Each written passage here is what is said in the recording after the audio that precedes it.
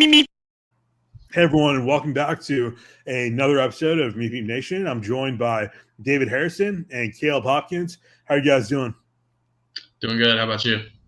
Doing well. Caleb, how you doing? Fantastic. Can't wait. We are here on the cusp of UTSA's next bowl game in Frisco on Tuesday, December 19th, 9 p.m. Eastern Time, 8 p.m. Central. UTSA will be facing Marshall for the second time, hoping this time we're able to pull off a win. Vegas currently believes in the Roadrunners, having us at 11.5-point favorite. David, Caleb, what are your thoughts? You see us winning this matchup? Yeah, I mean, I'm really excited. I think UTSA is looking really good. Saw a trailer came out today and said no one's opting out besides the guys in the transfer portal. So everyone's going to be – UTSA is going to be at full health, which is awesome. And I think Marshall's had some issues right now because, like I said, I think I saw 4 or 5 of their starters are in the transfer portal, including their starting quarterback. And so I think UTSA has everything headed in the right direction for them to get their first bowl win. I feel good. It's going to be time for UTSA to finally get that much-needed win. Like David said, Marshall's got a lot of key players out. Obviously, we're going to be out Trey. Everyone else is looking good. We're in prime position to get that big win, not just for the school, but finish it outright for Frank. Yeah, I think that's a big factor is, Frank, if any of you guys were watching the USF game, Frank's last home game, guy went out there and was just playing lights out. Absolutely incredible game, 49-21 win for UTSA. I feel right now if there was any time, any bowl game for UTSA to win, it would be this one, and Frank has talked about it repeatedly. He said it was a big factor for him coming back in. Is he had won championship games, he had won as a ranked team, but he wanted to really get that bowl game. And I think again, if this is every time to do it, it's time to do it now, and especially against a Marshall that is heavily nerfed with how many transfers they have leaving. This would be it. As far as y'all's predictions based on the team that UTSA used to face in Marshall. Obviously, back in 2018, the Frank Wilson era, Marshall won 23-0. Wasn't a bowl game; it was a regular matchup game. But then, ever since we've got the coach come in, the new facility, and the new staff. We've still not been able to get a bowl game win. Do you think that mentally, that kind of roadblock of we've never done this before? Do you think that's going to affect us at all, or do you think that's not even a factor? I mean, I think for these guys, I think now winning 2 conference championships, they know kind of what it takes to win at the next level. And I think for UTSA, yeah, that's something that's always going to sit on your mind. Hey, we haven't won a bowl game yet. But I think they know the team they have right now is good. And I think they realize that, hey, Marshall's down some of their guys. I think going into this game, they're going to be above and beyond what anyone is going to think. And I think they're just going to go out there and just dominate. I feel like in the past, we've had to worry about people sitting out for the draft. We haven't had to worry about key positions transferring too much before the bowl. But usually we've been pretty locked in at the end of the season. Just kind of had things not go our way. I mean, even the first bowl game for Traylor, he was missing it due to COVID. And not only that, his dad had just passed away. So, right, absolutely, I forgot about that. Yeah. So, I mean, this is the prime year to do it. 100%. And I think one of the, kind of weak points for UTSA is if there's inclement weather. We've got rain and stuff. Weather in Frisco should be pretty good. Should be in the high 50s, low 60s, sunny. So anyone who's traveling out there, you guys should have a good time too. Caleb, David, I know you guys are planning on traveling out there. I know, David, you're a native from that area. What are you guys looking forward to? I think for me, I'm going to be back home, which is kind of cool to go see everyone again. I think the area that the stadium's in is just absolutely awesome. It's growing big time. I mean, now you have the Star that's there. You have one of Toyota's biggest factories is there. And I think the area that the bowl game is in is just booming so much. There's so many things to go see now. And so I think anyone that makes the trip up there, it's well worth it. There's so many cool places to go eat, go out to hang out at. There's places to see that you really want to go see.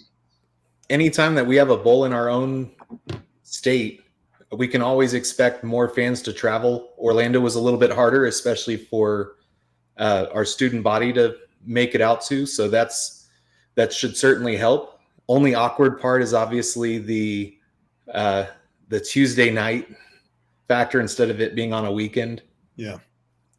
I know, at least with Tulane, turnovers were a big issue with us. What do you guys think was really the cause of a lot of those turnovers, and what kind of game plan does UTSA need to have playing against Marshall, especially with, I guess, the new roster that Marshall is going to have to depend on the offense? I mean, I think the biggest thing, at least watching from going back to the Tulane game versus now, I think Tulane was a really good football team, and I think the defense just played really good. But I think with UTSA having everybody, Marshall being down on both sides of the ball, I think UTSA it's going to be one of those things where they're going to be able to go out and play their game. I don't think Marshall's going to put as much pressure as Tulane did on them, and so I think they're going to have time to kind of set their game plan and dictate the game the way they want it to go. Versus Tulane, I think Tulane kind of dictated that game, and so I think UTSA is not going to have many issues compared to the season-ending game. Yep. Marshall, I don't think that they're going to be getting the pressure that Tulane was able to get. I don't think they have the playmakers. We probably play up tempo, but take less risks of throwing into traffic. Yeah, and I think probably, I don't know what the mindset is going to be exactly, but I'm assuming for a lot of these guys, especially guys like Frank, who there's no more of him coming back. Like, this is it. They'd probably be playing more, I guess, with everything out, like not so worried about, hey, I'm going to get injured or what have you, because this is the last game you probably have in your professional career. Good point. But as far as predictions go, I don't know exactly what the score might be. I'm thinking maybe something like 35-21 UTSA. I think it'll be at least a 2-possession kind of win. Vegas obviously having us as 11.5 favorites. What do you guys have as far as score goes? My guess is 35-10. I think that defense is going to show out. With Rashad, it's being his last game. I think Frank's going to go out there with everything he has, like you said, knowing it's his last game. I think most of those guys are going to go out there and just play for those guys because the seniors on this team are the ones who built this foundation. And I think they're going to go out there and give everything they have for those guys in their last game. And I know, like you said, Frank wants it really bad. Rashad wants it really bad. I think all of them want that bowl game really bad because it's part of UTSA history. If they win this game, the guys on that team are going to be a part of UTSA history forever. Yeah. And so I think they're wanting to be the ones to set that and keep it going. Yeah. I think it'll be more in line with probably 35-20. I think we'll certainly keep pace with what our offense has done all season. Defense, it's just whether they give up those trash points or not towards the end. Regardless, this game's going to be well in hand by fourth quarter. Well, there you go, guys. There's a little preview, really quick preview for the Marshall game. Hope to see you guys out there. I know David and Caleb, you guys will be out there in Frisco. And so if you guys see us out there, definitely feel free to say hi. We have a few questions that came in. We actually had a bunch of questions on Twitter and Facebook, but we're kind of getting to a point now where we got to pick and choose which questions we answer. So if we didn't get to you guys, no offense, definitely, try to comment again. We love seeing your stuff. And we'll try to figure out a better format as far as like how we sift through it. But the questions I wanted to go over, Jake Powell asked, when do you think Trailer's rowdy suit and boots are hitting? Trailer was wearing some nice spiffy gear, nice suit with all the Rowdy Head logo and some nice boots as well. I know, at least based on our experience with the library, it's kind of limited when it comes to what UTSA gets. I know the boots were made by like a third party, so you have to kind of purchase that externally. And the suit, I don't think UTSA's library has ever sold suits to begin with, so I think that might also be something you'd have to get custom made. But I guess Caleb, you're probably more familiar with it than me or David. When do you see that kind of thing maybe be included? And if it's not included, where would be the best place for fans to, I guess, get that kind of stuff? If it's something that the fans truly want in the bookstore, and they make their voices known, it's still not coming anytime soon. Yeah. You can bet that that Follett and the people at the bookstore will just sit around twiddling their thumbs, wait a few years, and be like, "Oh, hey, remember those tweets from about 3-4 years ago with Boots? We should think about maybe adding some of those." Yeah, no time soon. Yeah, unfortunately, yeah, I definitely agree with you. I think again, I mean, if anyone's listening, there's a huge market for custom UTSA gear. So if you're in contact with anyone, you want to make some moves, it's a place to do it. We got a few more questions. Steve Lara asks, has the transfer portal gotten out of hand? Players don't even have to sit out anymore. Again, as we mentioned before, I think this will be the one game where at least UTSA, we won't be affected as much as a lot of other teams will. Traylor seems to have really pushed down that we're going to basically have everyone playing. It shouldn't be too big a deal, but obviously, as we continue on and definitely things seem to get top heavy in college football overall, that portal seems to be a pretty big point of contention. David, I'll start with you. How do you see this sort of going and I guess evolving over the next few seasons, not just for UTSA, but for college football in general? I think this transfer portal thing has gotten so out of hand. I think it's now becoming professional sports. Like, guys, even Matt Rule at Nebraska came out and basically said it's going to cost you $2 million to get a good quarterback. Yeah. I think you're getting into a realm that these guys are choosing whether to go to a school based on money. Nowadays, there's no loyalty to any sort of school or brand. I think whatever school is going to give them the most money, they're going to go to. And I think it's becoming so stupid just because that's not what college football is supposed to be about. It's supposed to be about kids' dream to go to a school. Kids' dream to say, hey, I want to grow up and be whatever, whether it's Alabama, Texas. They want to grow up and be at that school. But now it's getting to the point where it's like, who's going to offer me the most money? That's where I'm going to go. And if they don't offer it to me, I'm not going there. And it's become pointless. Like, even Caleb Williams came out and said he's going to make more money staying another year at USC than he will going to the NFL on a rookie contract. Like, that should never be a point of contention. Like, that's so bad. And it's becoming so – and like you said, it's become so top-heavy. Like, all these schools that have all this NIL collective money, they're going to get the best guys. And the teams that don't have that are going to be left for scraps. And it's not the way college football was meant to be. And I think it's just one of the dumbest things ever. And there's no sort of regulation on it now, especially like you said, guys aren't even having to sit out anymore. So what's going to deter a kid that makes $2 million at a school to say, hey, this school's going to offer me $4 million. I'm just going to leave and go there. I'm not going to have to sit out and I'm going to make more money.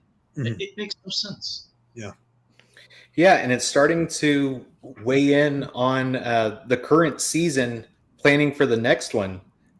You see Malik Murphy, who is on a team getting ready to go to the college football playoffs. And because of the window he has to get things done, he's having to enter the transfer portal and take his visits, leave the team now in order to make that happen, because you have to get set up for classes for the next semester. And it's such a thin window, and it's hard to, it can't just be wait to have the transfer portal open until after the championship game, because then we're already into mid-January with classes coming up the following few weeks for most schools. Yeah. And we've seen this happen. Everyone tries to tiptoe around Christmas for so much of this. We had the National Signing Day. A lot of players would complain about all of the stress being involved over the holidays because they were having to have coaches in their living rooms during that time. And so NCAA invented the early signing day for everyone. You know what that did? Sure, it might have helped the players that first wanted to declare early and have a easy holiday, but then that started forcing schools to have to hammer hard for mid-December. And so if you weren't doing well, take Texas Tech, for example, 2 years ago. They had, I believe they had a winning record going into November or going into mid-October, I think. And they fired their coach because it was so important that they get interviews and get their new coach in just so that they can hammer recruiting just in time for that early signing period. Mm-hmm. So it has a spiraling effect on so much of this, getting right into that very narrow holiday period that we happen to end our season on. Yeah, 100%. Yeah, it'll be interesting to see if the NCAA gets in and starts to, I guess, put more regulations. But right now, it definitely seems to be a battle between the haves and have-nots. And the haves, even if you're a P5, it's going to be very, very much a small pool. Braden Casares asks, interested more on the takes of other sports. What are y'all expecting for our first year in the AAC for our baseball team? I know baseball has been on the up and up. David, you've been talking about this. How do you see it playing out? I think they're looking really good. I think you had a lot of guys come back. Yeah, they lost a couple of key starters with Luke and a couple other guys, but I think I think UTSA's motto in general with the next man up mentality is just going to come into play with baseball too. I think they look really good, and I think with the AAC, I think they're going to compete just like they did in Conference USA, just like they beat Southern Miss last year, 2 years ago, whichever one. I think that's going to be a big thing for them, and I think now that they're going to get the more national recognition, I think when scenarios come up where they're first four in, last four out kind of thing, I think they're going to get that bid for the first four in. And so I think that's going to be really good to see, and I think they're going to succeed. Okay, well, that pretty much wraps up most of our podcast. We'll close it out. Again, as I mentioned, David and Caleb will be at the game in Frisco. David, as somebody who's from that area, I guess what can fans expect? What can they do before and after the game? What are some stuff that you'd recommend in Frisco? I know. So you're going to have the Dallas Cowboys practice facility. It's called the Star. And there's a bunch of shops and restaurants around there to go check out, which is really cool. It's built up really nice over there. The Colony has a lot of really cool places. If you go check out, if you like places like Cabela's and Academy, there's this place called Shields. It's a really big sporting goods store. It's definitely a place to go check out. And it's really random, but they have a place up there called Nebraska Furniture Mart. It's a furniture store, but it is the biggest furniture store you will ever go inside. So if you're looking for anything, go check that out. And then there's a couple of restaurants. One of them's called Heart 8 Barbecue. It's really good. And there's a couple other places to go check out. It's going to be really fun. It's a cool place to be. And I think everyone up there is going to really enjoy the area. There you go. Well, appreciate the tips, David. Thanks for all you guys listening in. Again, appreciate all your questions. If we didn't get to you, definitely feel free to chime in whenever we have these questions. We'll try to get to as many questions as we can, at least the ones that maybe we haven't covered before in the past. But pretty short podcast this time around. I think going into the next few weeks as football season starts to go out and we start to have other sports, we'll probably still have a dedicated football podcast. It'll be a lot shorter, more obviously focused on transfers and any news going on in the football program, and then more time and focus put on these other sports. But beyond that, we appreciate all of you guys listening in, and we look forward to seeing you guys in Frisco.